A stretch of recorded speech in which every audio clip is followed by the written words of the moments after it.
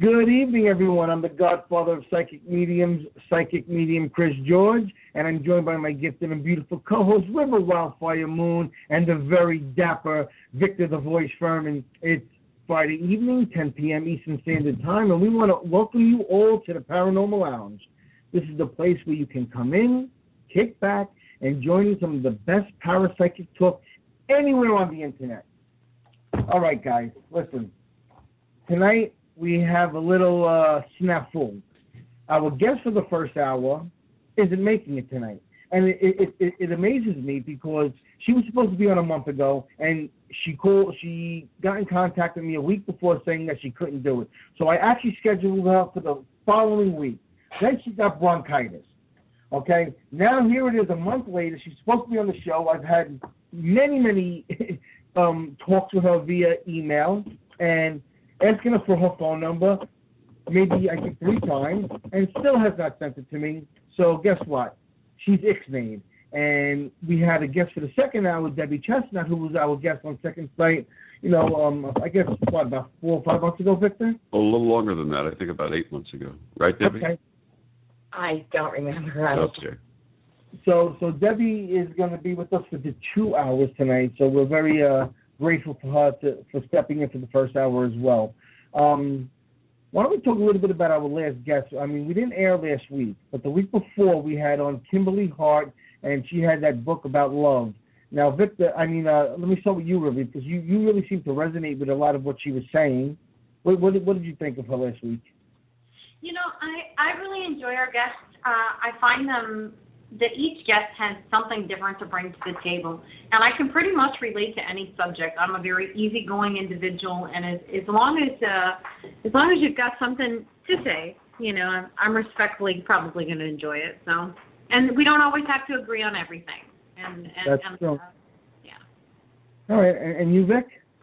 I thought it was an interesting show. I thought she and I resonated on a lot of stuff, as many of our guests do. And the funny thing is, we talk about this a lot. We're getting a situation where people who are kindred spirit, people of like mind, are the people who are the ones coming on our show.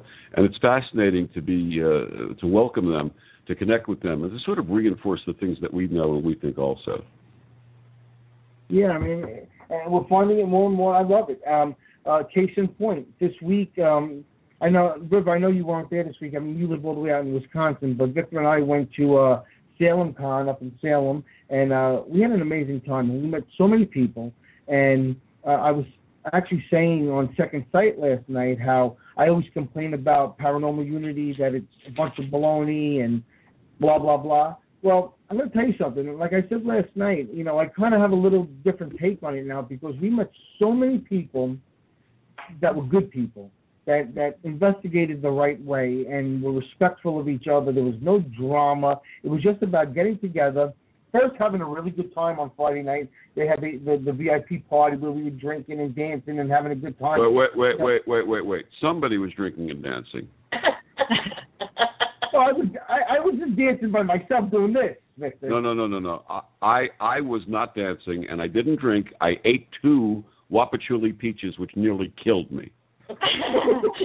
River, I almost had to throw him on my shoulders and carry him.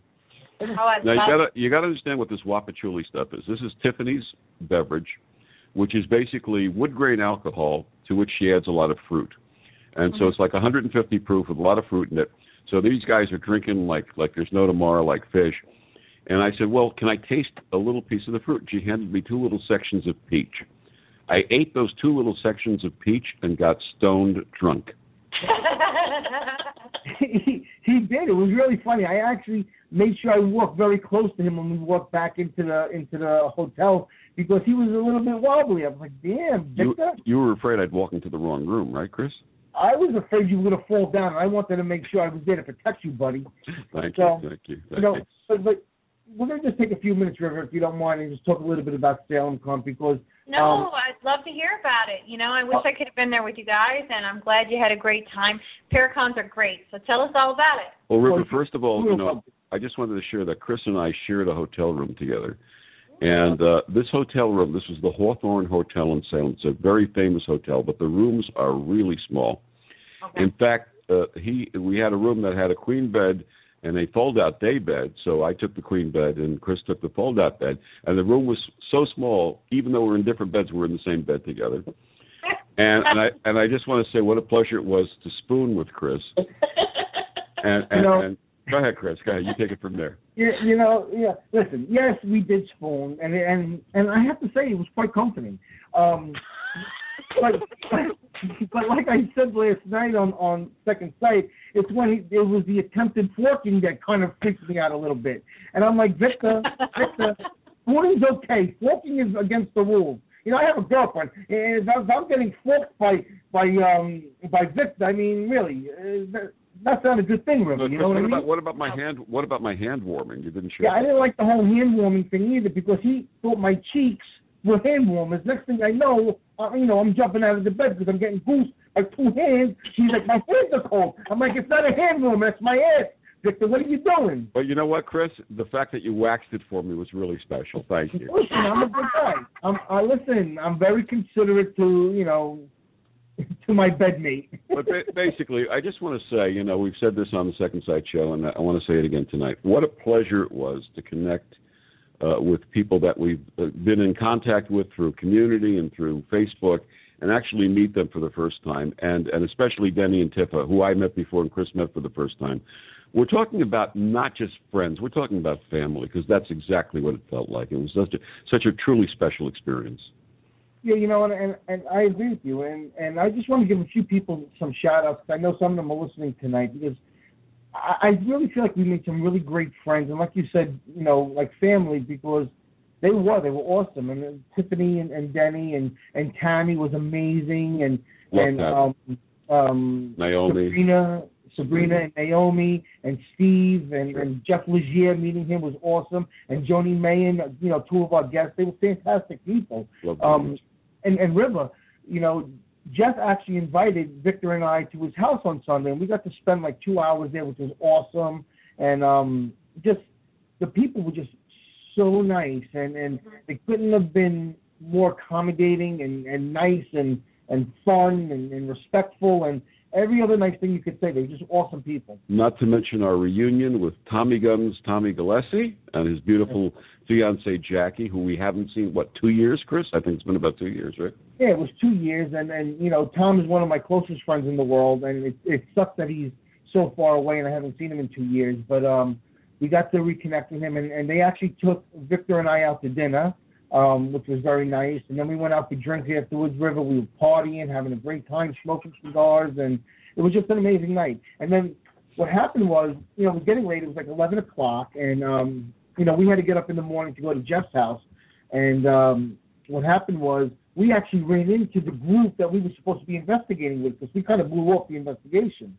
So we ran into them, and we actually, followed them around for 2 parts of the investigation.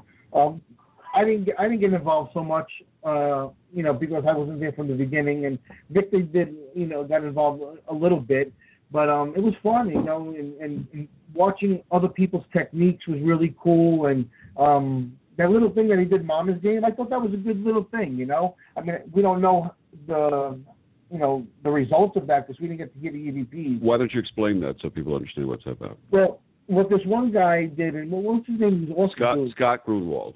Yeah, Scott Grunwald. He was an awesome guy, and what he did was we had a circle. There was maybe 12 of us, and we just started counting 1, 2, 3, 4, 5, 6, 7, 8. I was the 11th guy, and I was the 12th guy. And then when it got back to him, he would skip 13, pause, and say 14, and then go all the way around. And when it got to his number, he would pause, skip a number, and say the next number. And then you listen on the EVP recorder to see if they say the number when they're supposed to. Right. And I do something like that as well. We'll sing like kid songs like Jingle Bells or Old MacDonald and leave out a few words, and we've actually got them saying words at times in songs. So also, I thought it was a really cool technique. And also, Chris, we sing Bang Bang Lucy and Barnacle Build a Sailor, right?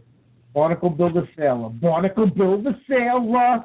But it was just a lot of fun, and the only thing that I didn't love about it was the Ouija board part of it, because I don't know, I don't like Ouija boards in investigations. That's my personal opinion. Who had that? Well, what it was there was like 4 or 5 different places that we were investigating. Every group had like whatever a half hour in each investigation spot, and in this one spot at this t-shirt place in the basement, they had the Ouija board set up, so every group got to use it. Okay. Now, my thing with that, and Vic, well, first of all, but what's your thought on using a Ouija board during an investigation? And we talked about this last night. I'm not a fan of using Ouija boards. Period. Right. Not negative. There's nothing negative about it. But in my mind, it's just nothing that appeals to me. But what was interesting is the group that was before us was saying they were getting words in French, and no one spoke French. And they said, "Does anybody speak French?" And I say, "I know a few words in French, like fries, kiss, dressing." Yes, he did, and he got a little laugh in that one.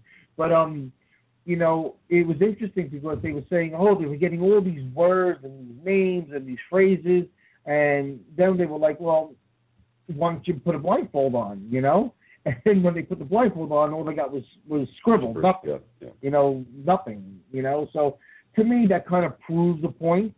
That's kind of interesting. Put a blindfold on. That's interesting. Right. That's a nice yeah, I never thought of that. Right. That's good. But to me, that kind of put a lot of things to rest.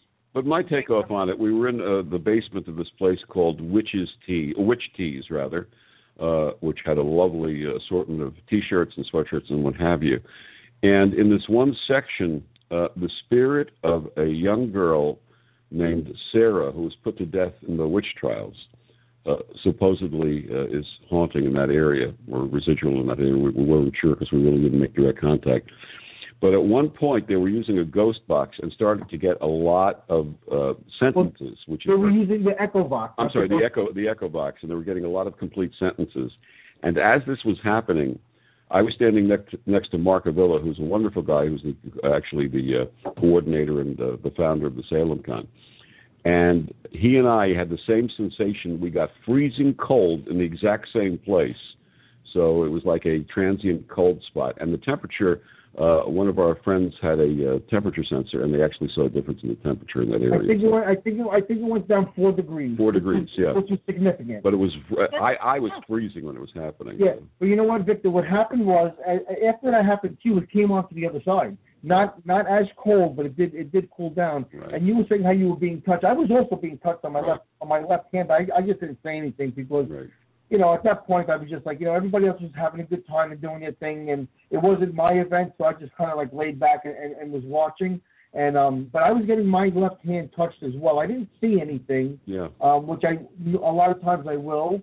But I thought that was interesting because you were getting touched on your right side of your back. Where the cold spot was, I was being touched on my right shoulder. Absolutely, yeah. Yeah, so it was interesting. It was a really great event. Good. I wish you could have been there. You would have loved it. Yeah, me too. I know. I would have. Definitely sounds like you guys had a lot of fun. That's a lot right. of fun. Good people. You mentioned some good people. I've met a few of those people before at different events. So great. A lot of those that you mentioned are great people. And River, at the next Paracon, we'll have a room, and you, Chris, and I can share that room, and we'll stack 3 spoons together, okay? Ooh, I can't wait for those stories. Yes, I'm Buku. All right, so normally I would have a bunch of questions from our guests, from our listeners for us, but because we were supposed to have 2 guests tonight, River, I didn't do any of that because I figured let's just do the whole, 1 whole hour, 1 interview, 1 whole hour, the second interview. But now we only have the 1 guest, so we don't have those questions. I have a question. A question. Actually, I'm going to repeat a question that I heard Chris. Now, is Chrissy in the chat room tonight? No, she actually was, but she left the Okay. This was a question that Chris said to a young woman up at the Salem Con. He walked over to her and said, there's a thing in the Great Northwest called BarkCon. It's a celebration of trees. How about you and I climb up an oak and have a threesome?